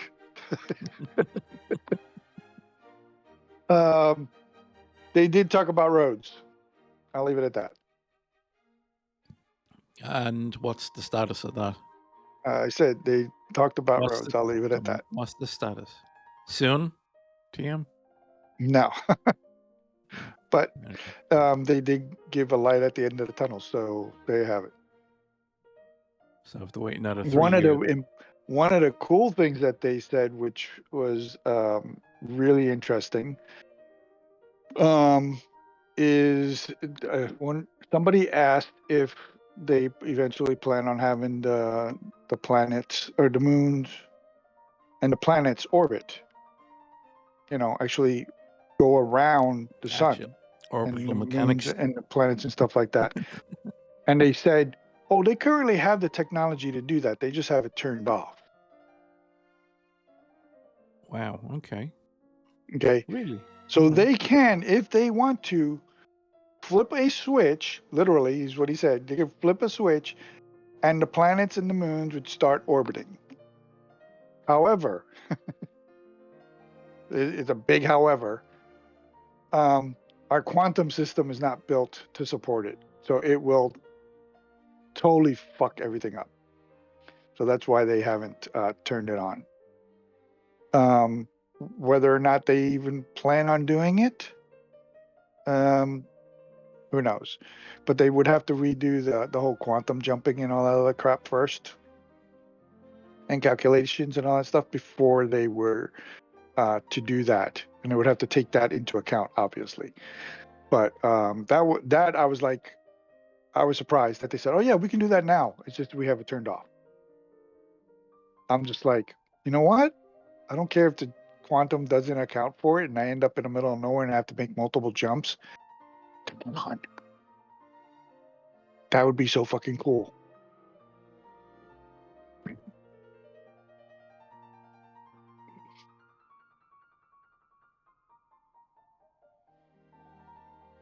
So anyway, they do have a lot planned with the tech and everything. I would recommend watching it if you have not watched it. There's a lot of good, useful information in there. I said this week's Inside Star Citizen and Star Citizen Live were very tech heavy, but they provided a lot of good insight. The Star Citizen, Inside Star Citizen shows the server meshing, the difficulties, how they're slowly getting to where they need to be. And then the Inside Star Citizen, and then in the Star Citizen Live, they were talking about the planet tech and how they plan on doing a bunch of stuff and what they're working on. And I'm like, that's pretty freaking cool. I'm looking forward to it when they release a lot of that stuff.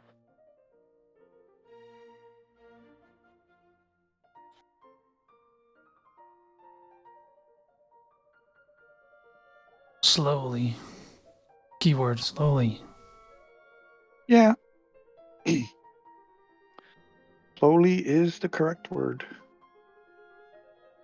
Right, so this is, what's it called? Sage Stanton. Dave Stanton. Which is apparently a one-time event, and they won't run this again. But it's not to say that similar missions won't ever pop up. Who said it's a one-time event? They it was said a it right streamer. here. No. Is it? It's right here. Will you run this event again in the future? No, this is a narrative experience and will only run once. However, the new mission archetypes created for this event can be used again in future releases. Yeah, so we'll probably see something similar, but in this narrative event in itself, the story arc won't be coming along again, I guess. Yeah. Okay. So we'll see it again. Likely that save Pyro. The rewards for it also won't be showing up again later. Yeah. How many phases are there? Currently, 3. It says 2. There's 3 phases. In total, there's 3? In total, there's 3. Okay. You have to do this before 4.0 goes live. The third one is similar to like Xenothreat, where you'll have to go up against the big guys. The Idrises. Because they have their own Idris too. Imagine that. Again, the Idrises are fucking easy to steal, I guess, in Pyros. Because everybody's got them. especially these guys, because these guys are new. Nobody's ever heard of them before, and somehow they got fucking Idrises. So you got Xenothreats got Idrises. These Slicer guys now have Idrises. So why don't the Ninetales have Idrises? They seem to fucking be pretty popular and have a lot of people. They should be able to do fucking Idrises.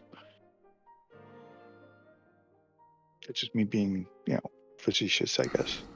At least for now, it's where they learned from the fact that it was really hard to track the amount of missions you did, and in some cases, people who were sure that they did all the missions didn't get the reward in some of the previous events, because there's no list anywhere that shows you how many you've done, at least until now. And now they've created like a journal entry that tracks how many you've done. You have to do 6 in each phase, and it doesn't matter if you do 6 of the same type, because there's 2 missions you can choose in each phase. So they made it a little easier, and I guess. But the performance itself, I must say, I mean, you can see me shoot shit, and I was surprised that I could do this all by myself. And you can continue to see the NPCs, the enemy AI, drifting for a while, non-responsive, and then suddenly popping up a couple hundred meters backwards because desync happened and they server corrected for the fact that they didn't react for a couple of seconds, or sometimes even longer than that.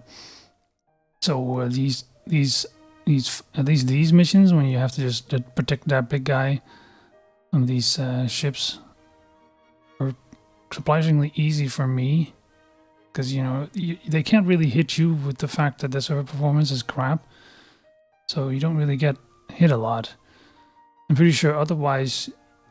I've seen, because normally when performance is actually really good, the enemy ships spam you with missiles, and it's really nasty, actually. Yep. And they don't do that that be the first at time. all. Yeah, so they don't do that at all here when I was doing this. So it's so easy. They don't really hit you at either. And the big ship that you protect, at least in this case it was a reclaimer, it can take quite a lot of punches anyway. So and they don't really hurt it that quickly anyway, so you can do this on your own. Depends on what ships they throw at it, because I had a fucking Retaliator show up once. Yeah, that's probably... I had some Eclipse show up once. I'm like, motherfucker, yeah, I've don't seen be throwing Eclipses, torpedoes at my ship. At the biggest, I've seen a 400i or a Valkyrie, and even those I can take down on my own. But you don't really have to focus on those anyway. But yeah, it may also be because if you come in with bigger ships yourself, the enemies probably spawn with larger ships as well in response. So if you just spawn in with a single seater, you only get mostly these kinds of things. Buccaneers, and surprisingly also blades and scythes. Glaives. No, first time I went in with a Super Hornet, I had some big ships. I was like, what the fuck? I was totally surprised. Then I started using Akani. So I cheesed it. It made it a lot easier when you got 4 size 5s blasting into these guys. And you got some pretty decent shields to take a beating. So at that point, I had more problems with the smaller guys because they were zipping around so fucking fast.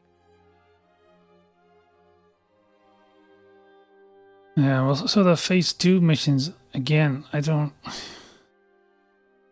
This is always a thing with these system-wide events, is that they kind of live or die with the server performance. And for me, I mean, I do them because you get the reward anyway, but really when you play it, you keep wondering, like, is this supposed to be like this? Because surely, and the same with the phase 2 missions, like you have to, in one of the 2 missions, you have to just find a single guy on some of the outposts on the planet. And you have to kill him. That's basically it. Is an operative of the enemy or something. You have to kill him. And then you just go in, and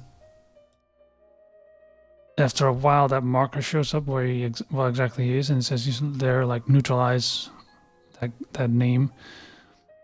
And because this is all open area, they're not usually in a building at all in these cases. You can just shoot them from the sky with your ship, dummy missile, or just use your guns, which makes this so incredibly stupid.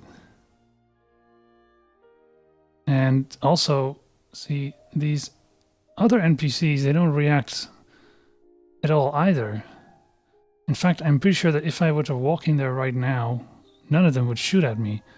But since I shot at them, they started firing back. But some of the other groups that are standing around a bit further away from here, but still inside the same compound, when I got out and walked up to them, they didn't even react to me. So I'm like, is this the server being completely wasted? It probably did. And it's not Yeah, probably reacting, being or are stupid. these It people was- just not even technically enemies? And No, they're enemies to the ship. They probably didn't associate the enemy to you. really, oh, Yeah. that's strange. And again, that could be just bad coding, could be server lag. It just didn't make the connection between you and the ship. But in that case, this really isn't an experience you'd want people to have. So was this even tested beforehand? I don't think so, right? It's been tested. I mean, I Well, not by haven't us, seen no. this particular. No, not by us, but it was available at Evocati, Oh, was it? and in PTU. So people have been playing it. What's her name? Kate and Will. They've run these missions and done videos on them and stuff. Not this particular mission. I think they've done the different ones where they go into the bunkers and stuff. Where you have to sabotage the operations. You did the kill the individual. Mm-hmm. Yes, I don't know about this. It's just a bit of... I think it's one of those cases where it may have run fine on the PTU because the branch is usually less intense and less prone to lag because of the immense amount of people on the live branch. And as soon as it goes on live, it always performs worse than it did, particularly missions like these when they rely on so much of the server to be in good health, and it usually just isn't. So yeah, a little weird, these missions. But you get like a decent upgraded version of a attrition gun, and both in size 2 and size 3. You get 2 of them, right? And then size 2, yeah, 2 of each. size 3, 2 of each.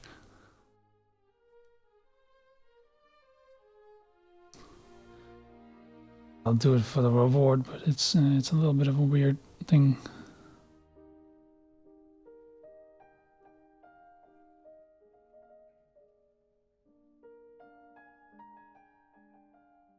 Can we run through? I've got some other stuff here.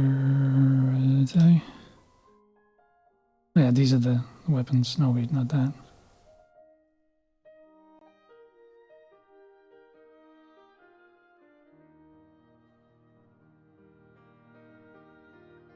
So, is our wallet ready for next week?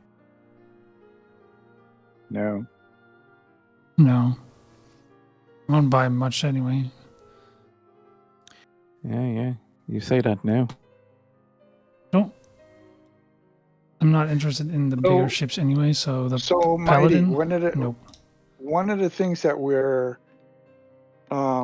we've been discussing amongst ourselves is in one of the Star Citizen Q&As, the Star Citizen Live, they talked about blueprints. So it was the one 9 days ago where they were talking about the armors and all that other stuff. And Zach, the guy that did the presentation about the worm, Mm-hmm. he had mentioned when the question was asked about the flare armor and all that other stuff that we buy that doesn't have any stats, they were asked, are they going to get stats as well, right? Like they were talking about the stealth armor and the hunter armor and stuff, and they were basically saying that they will get stats. They may get set bonus. They may get set bonuses. They may not. They just may get individual stats or whatever for all of the stuff that they're going to give us. But Zach had said that one of the things that they plan on doing is for the flares is to give us blueprints for those as well. And so I made the assumption, and I could be completely wrong, that because these are items that they're giving to us because it's an event, it's kind of like a flare. It's going into our inventory, and it may be one of those things that we can always go to that special place and replace it, that we may get blueprints for those. And then so we should be able to make more of those for ourselves and for others that didn't do the event for a price. So we'll have to see if that's the case. The reason why I'm doing it is because if they do give us the blueprints, or if there's some kind of like game mechanic where you somehow get a hold of something and you scan it and you research it and you can actually build a blueprint of it or whatever, you can maybe do that eventually. The reason why I'm interested in it is because it has better stats than the regular attrition, and thereby it's already at an advantage. And then when you start adding the tiers to it, the tier 2, 3, and the possible resource quality, you can have a pretty decent weapon to sell. So just putting that out there. So I hope that answers your question. Maybe we can get more of those.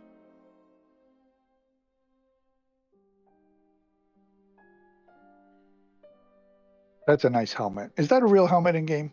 It is. I gotta get my hands on that.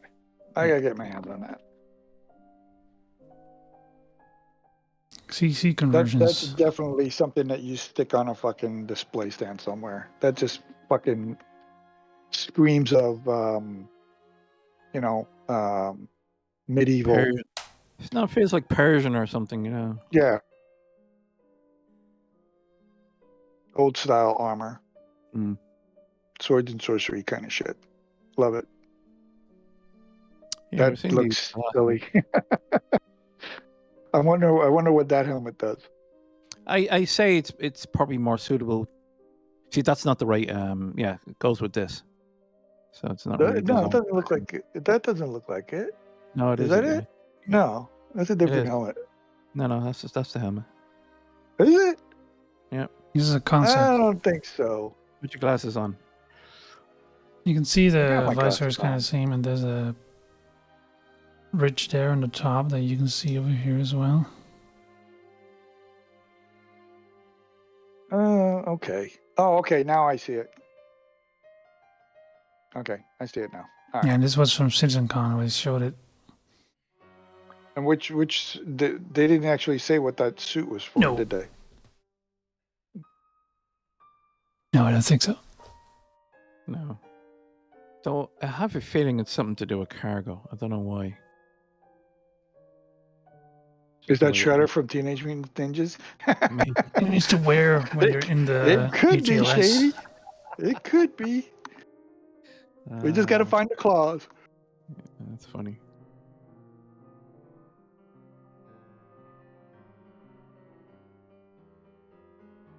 No, show the other one because that's a better one. Okay. Yeah, this one. Yeah, because this is all the items in one go. So yeah, this is all your CitizenCon digital goodies pack stuff, and it's actually impressive, I think. The bed is nice. I just do love that so-called chest. That's can you more than log a out chest. in it? I haven't tried it yet. That would be really useful then if it is. Wait a minute. Oh, yeah. So that Wait. that crate Low is OP. not a real crate. It's a It's a bloody cabinet. dresser. It's a cabinet. Yeah, it's a big dirty cabinet. Yeah, it's huge. I don't know what the size of it internally is, but it's nice. Definitely seems to indicate that apartments are not that far away. Hopefully, fingers crossed, touch wood. But hopefully, even better, as Relum says, that you can actually log out here and then log back in. Especially when you live in New Babbage, it's a pain in the arse going from the city to the hangar all the time. So it would be nice to wake up in the hangar. I do like the Vandal skull.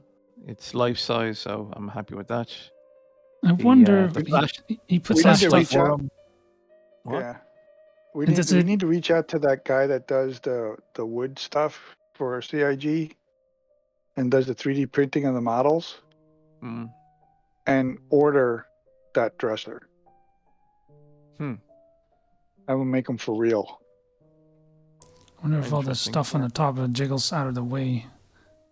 Because, you know, I can never get it to stay still.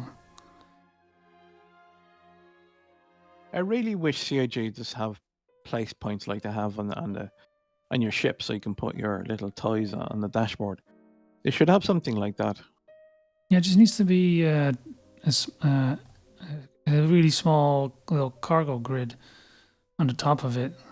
Doesn't mean you have to put boxes on top, but just items, just like you can already place items on the cargo grid of your ship. If they just add a little cargo grid on top of that drawer of that cabinet, for instance, you can just snap items on top of it, like a gun or these things, and they'll just stay in place that way. Who knows? Maybe they have other plans for it, but I don't know. So yeah, the skull, the fleshlight worm, your CitizenCon trophy, and then the so-called black box at the end there. That's a tiny thing. I thought that was a... Yeah. No, it's supposed to be a replica of a black box. I wonder, will that be a thing in the game? Because the ones we saw in the missions before were always huge. You know, they were huge. They were like the size of a cargo crate. Yeah, exactly. Yeah, this makes a bit more sense. Maybe they'll give missions where you have to find something like this to retrieve, so therefore the insurance company can pay that off there. That was something that was mentioned a long time ago. Mm-hmm. That was mentioned. Be interesting to see if they still have it documented somewhere that they're going to do that. Maybe CIG, if you want to claim your insurance, you have to go and find that black box where your ship was destroyed. Well, remember, they're supposed to give us a bus ride to our ships so we can reclaim them versus actually having to reclaim them, right? Can you imagine the community when this happens? You can't simply go to a console and just click on claim. You have to go and back to your ship where it was destroyed and try find the black box. Well, yeah. How do you think the community would react to that? Oh, they'll be calm about it. They'll be all cool. They're fine. I mean, you can go do that, or you can pay extra, wait longer, that kind of shit. Actually, they would rather you go and repair the ship and instead, which again, I don't understand how that works. I mean, Rich Tyler, I Cube respect. isn't on here. you for the position you're in and stuff like Oh, that. that's But right. It isn't. Yeah. Well, you left a little bit of information out in regards to that whole bus thing, because it's like if they're gonna give me a bus ride to my ship and it's all banged up, I ain't gonna be able to freaking fix it when it's got no freaking engines attached to it with a fucking, what's going on here? yeah, it's interesting. With a little pocket gun multi-tool, it's like, that's not really gonna help me reclaim a ship that's beat up. No, what they'll probably do is they'll bring you there, give you an option. Do you want more help? Like, do you want us to contact a rescue ship or something? A tow ship, a Vulcan or something like that. Well, if They'll that's the case, that they don't take me on a bus, take me on a fucking what do you call it? Vulcan. No, Vulcan's too small. Well, it depends on how An badly your ship SRV? is broken. An No, SRV? no. The fucking, yeah, either with an SRV so I can get it towed back, or Not a Crucible. Crucible. Crucible. So Crucibles. they can refix. So they can fix it. I tell people here, Crucible's fake news, like the Burnham Marchman. They're not real. They never will exist. They're fake. Blasphemy! How dare you say that? It's yeah, because there's no sign of that on the horizon at all. Well, they still have to get the repair stuff down. They haven't gotten that figured out yet. Right now, all they got is the freaking multi-tool where you scrape off the skin and you put it back on, and the big rifle that does the same thing. Until I think until they implement Maelstrom, we are not going to see full repair gameplay being implemented. I think they're waiting for that. Relum, were you supposed to go down there and kill everybody off on foot? Yeah, I don't know. That's what I was talking about earlier. It doesn't say on foot. You can just shoot these people kill from the one sky. dude. Yeah. It says kill the one dude. And so you decided to annihilate the entire encampment. Interesting. Well, they have cool masks. And helmets. I have it. This is the kind of mission where you take an M2. No, I'm sorry. You take an A2. Yeah, drop a bomb on it. You drop a I bomb think people on have it. been doing that. You land, and then you collect all of the bodies in the cargo area, and then head on out. However, if they're going to do a wipe, it's not going to make a difference. If they do a wipe for 4.0, then all that shit's going to go away, and so's the money. So doesn't matter. Stuff. Just kill the guy and finish the mission. Why does it look like you have handcuffs on? Yeah, that's Well, part of the suit is broken. It looks like he has an invisible dog or something. That's its collar.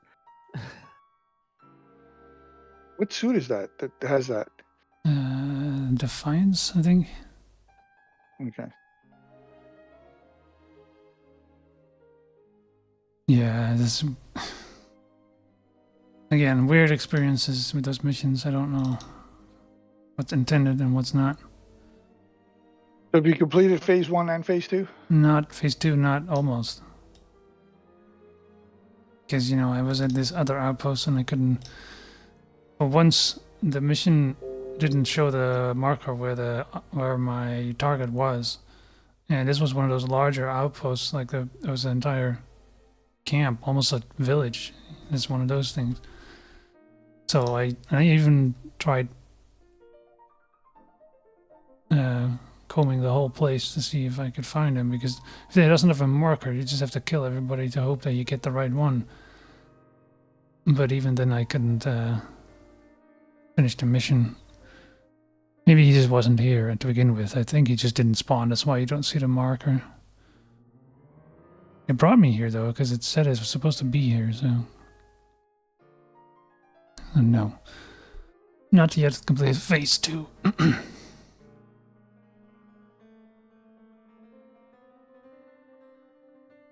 Anything else, though? I don't think... we're almost out of time anyway. We're good. Yeah. I mean, next week is just going to be about, you know, the patch updates. How many patches are we going to get between now and IAE? And then IAE? IAE, And how far along do we get on 4.0? Do we get to wave 2 or do we just stay on wave 1? and how many Intrepids did you buy? It's not for sale, so I didn't buy any. No, it will be next week. That'll be a question. Oh, well, next week. Next week will be a good question. So it'll be Sunday, day one, 2 days. day 2 one days is after day Crusader. 1. Yeah. Yeah. So that's when you'll be buying it. Is Crusader day 1? Mm-hmm. Yep. Yep. Weirdly enough, I know everybody's hyping over the Paladin, but that's only the last show floor. Paladin's last day? Well, it's the last show floor. It's not the last day, but it's Last floor day. Yeah, okay. and then after that they get best in show and finale. You know, with Anvil's the last.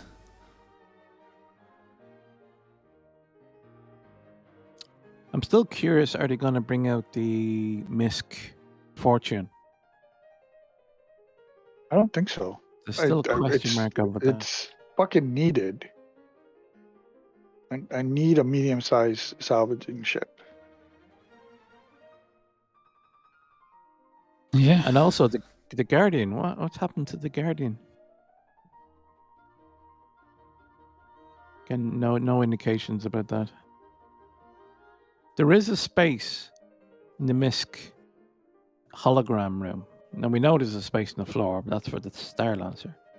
But there's still a spare space in the hologram room, so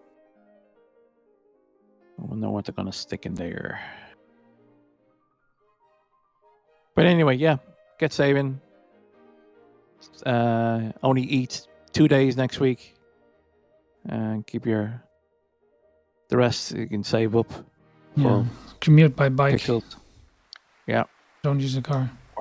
Or sell your bike and walk. What? Sell What are your you guys car. talking about? Saving up for IAE by Oh. any means necessary. Sell your car. Sell don't your need body. it. You don't need an extra kidney. Yeah, that was what that meme. That meme was about that. Where is it? Yep, noodles for breakfast, lunch, and dinner. Smart man. Mm-hmm. Noodles. Oh god. Nope. What? Oh, yeah. Do you have money? No. Do you have a job? No. Do you have possessions? No. Do you have a kidney? Yes. Sell it. Yep. Buy a spaceship.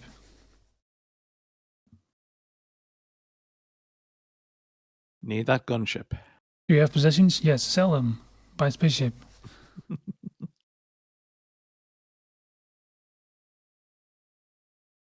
Do you have Not money? for Not for Star 6 Star Citizen. Blasphemy. Blasphemy! Buy a spaceship.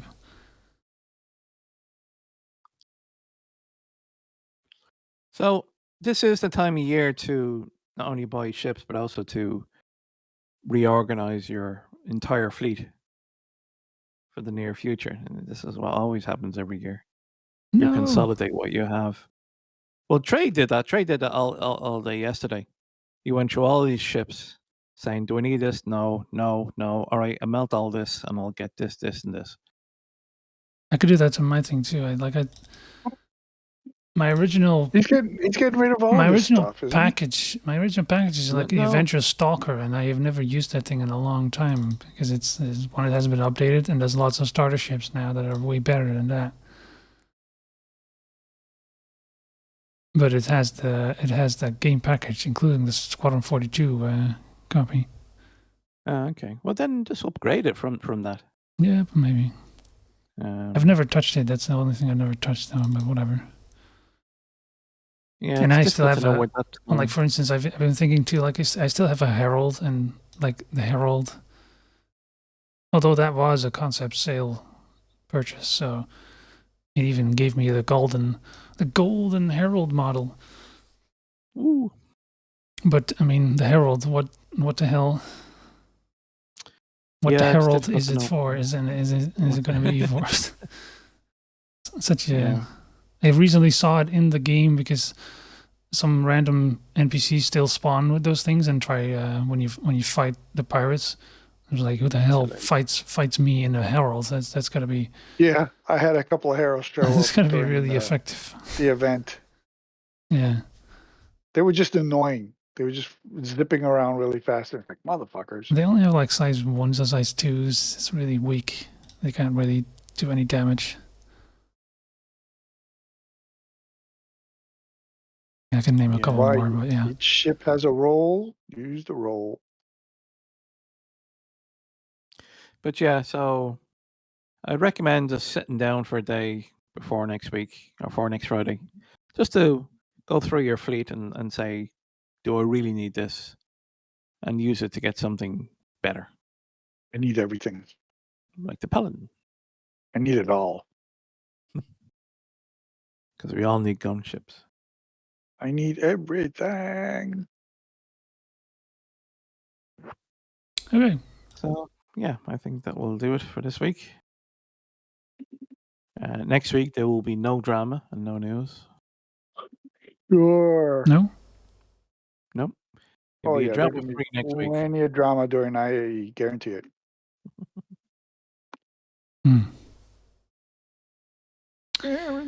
Guarantee it. Maybe the surface will melt. Nah, it hasn't. They've learned from the past events. No, I wonder how it's many still gonna new be- backers we'll see. That's always. I mean, that's all. I find that part of it kind of interesting as well. Like just to see the new players in the game servers, in the chat, in the global chat, struggling with how do I take off? Wait, my engines aren't on. Oh yeah, like, it's funny. But again, It's good to help again, them. that's that's what the introduction's for. So Yeah. like Well, you know, him, people, some people don't are like, it's tutorial. I don't need a tutorial. yeah. Who the hell needs tutorials? They always skip tutorials anyway. So. I play Elite. I don't need no tutorial. Sure. Yeah. All right. And yeah, get your. By the way, get your what's it called? Yeah. Code. That Your, thing. your code. Your referral code on the randomizer again. Oh, that For when thing. for when all the newbies come in. I suppose that's good. Yeah, good advice. There's 2 of them now. It's in randomizers. Is it? Oh. Um, I click on the one through the Reddit anyway. That's where most people get it from, I guess. yeah, I haven't got a referral in a while now. I mean, neither. Not been lucky. All I need is 1 more, so I can get 10. I refuse to pay money. I only have like 1. Oh, do you? Really? Oh, okay. Yeah, that's or maybe 2 is where I got that vehicle from back a couple of years. The hover vehicle, the quad. Oh, okay. Yeah. Yeah, that's it. Yeah, 1 more, and I got a free Gladius. Huh. Mm-hmm. Okay, Anyway, let's go, everybody. let's See you get next outta week, here. and then we'll be all in IAE. IE running around looking at the new ships, Oh. crying into our wallets. No. Okay, bye next week. See you, bye. Goodbye. I support the monkeys. Do you? Check out The Base, 24/7 online radio. Oh, yeah! Visit us at TheBase.sc. They're professionals.